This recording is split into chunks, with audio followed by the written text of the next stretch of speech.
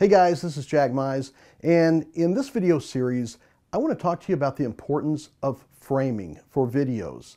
You know, the shot that you're seeing right now is probably something that most people, without any training, think is the proper way to position a subject. It's the way that we grew up taking snapshots and family portraits. You know, make sure everyone gets in the shot.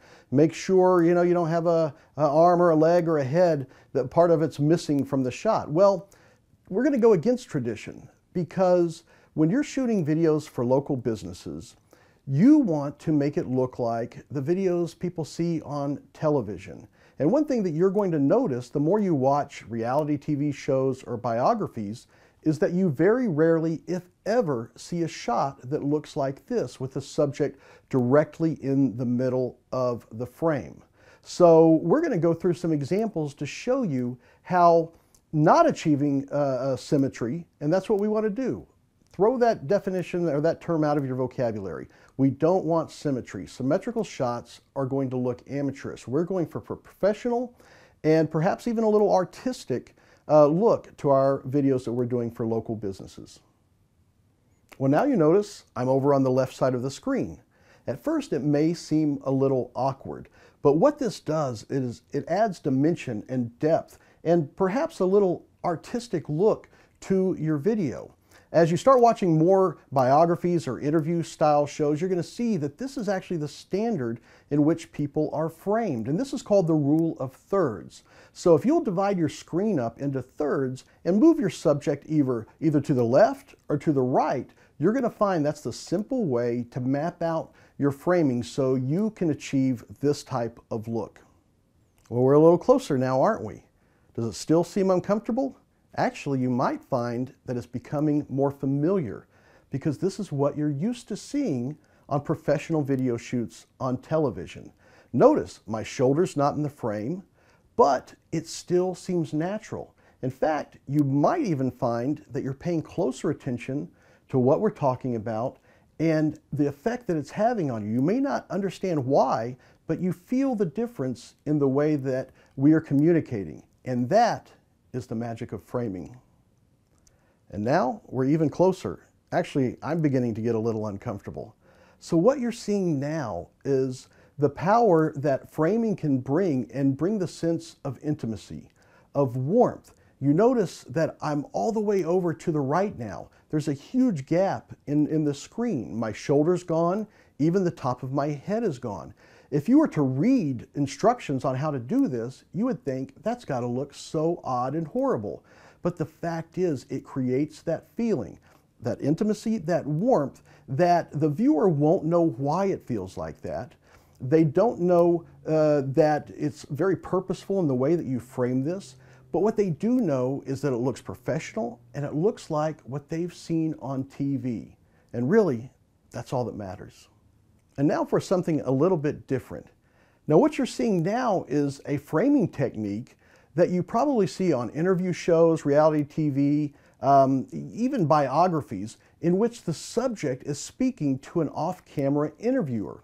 Now the feeling that you get as a viewer is that you're almost a voyeuristic feeling, that you're eavesdropping on a conversation, that you're able to passively listen and collect information. And sometimes it can make you feel even more comfortable because it gives you a completely different sense that you are watching the conversation rather than participating in the conversation. So now you understand how we're very purposeful in framing our shots. Speaking to an offline interviewer can be very powerful because it allows the viewer to feel like they're collecting information and they can be very passive about it, and sometimes that makes them feel very comfortable.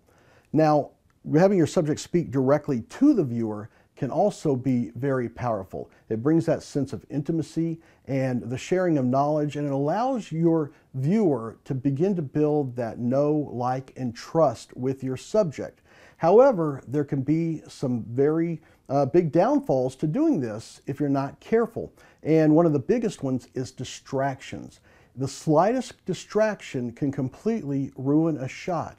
If there's someone checking their text messaging over off to the side and your subject just looks for a slight second it completely changes the dynamic. It breaks that intimacy. It breaks that connection.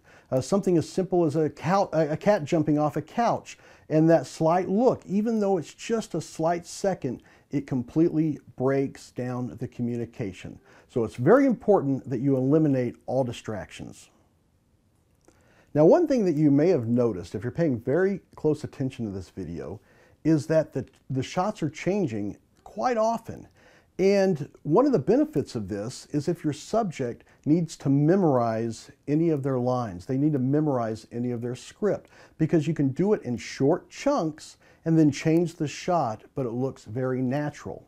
Now, if your subject can't memorize and they need to use cue cards or a teleprompter, you have to be very, very careful where you place these, because being just a few inches off to the side or below is going to completely break that sense of communication and sense of intimacy.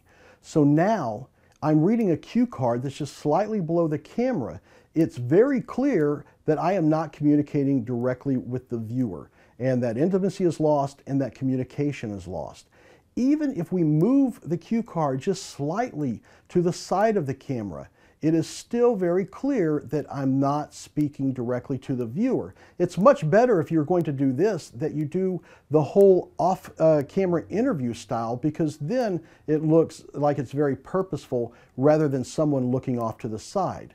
Now, if we move the cue card directly above the lens, now it looks much more natural. I'm able to communicate directly with the viewer. I'm able to give that sense of intimacy while still having a visual cue myself on what to say and follow the script. So if you're going to do any type of cue cards or teleprompter, you want to make sure that it's just slightly and as close as possible right above the lens. Okay, we just talked about the importance of putting your information together in small chunks for your subject to memorize so it seems more natural, and then you can do different takes. Now, one of the most important parts of that is with each take you need to change the framing.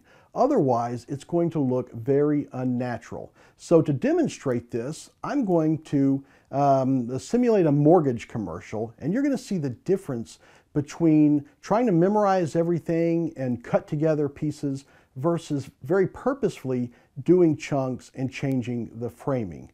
So here we go. Take one.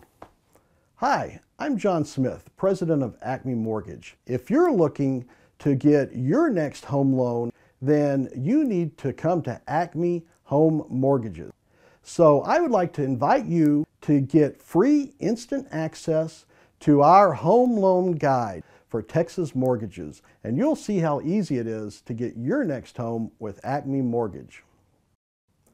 So you see, the editing was really obvious. It looks like we patched together different takes because of the subject messing up or not memorizing their lines and having to do retake and retake. Now you may think, well, Jack, that's all part of shooting video. They're never going to get it right. Exactly. That's why we use the strategy of chunking and changing the frames so it looks far more natural. So now let me demonstrate how we do this with chunking and changing frames so you can get a professional video even though your subject can't memorize the whole script at once. Hi, I'm John Smith, president of Acme Mortgage. If you're looking for the lowest rate mortgage, then you've come to the right place. We research daily the best rates and the best fees so that we can provide you with the most inexpensive mortgage possible. If you're a first-time home buyer, you probably have a lot of questions about interest rates, fees, and do you even qualify? Well, if that's your case, then you've come to the right place. If you're looking to refinance your home, you probably have a lot of questions. What are the advantages? How does it work? What is this going to cost me?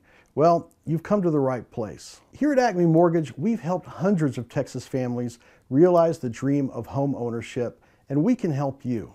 I'd like to invite you to get free instant access to our home mortgage guide, where you can learn just how easy it is to finance your next home with Acme Mortgage. So as you see, we were able to chunk this information down to where our subject only had a few lines to memorize. yet we're able to transpose that into a very compelling message. Now, one thing you may notice is that we were able to create a lot of options for ourselves in the fact that we were able to use 3/4 of those shots to make 4 videos with only changing one section. Hi, I'm John Smith, president of Acme Mortgage. If you're looking for the lowest rate mortgage, then you've come to the right place. Hi, I'm John Smith, president of Acme Mortgage. If you're a first-time home buyer, you probably have a lot of questions. Hi, I'm John Smith, president of Acme Mortgage. If you're looking to refinance your home, you probably have a lot. Now, the advantage here is if you're doing a landing page and you're going after certain keywords and you want to have a specific message to market, rather than having your subject memorize and shoot the whole video, we're able to reuse the majority of it and just have them reshoot that second section that we can easily insert to make a complete, compelling video message. So now you know the tricks. By making very purposeful decisions in the way that you frame and chunk the information can give you several options when you take this video to the editing process. And it's going to make the real difference between an amateur video and a professional video. So learning simple strategies like these is what's going to turn you into the local video guru.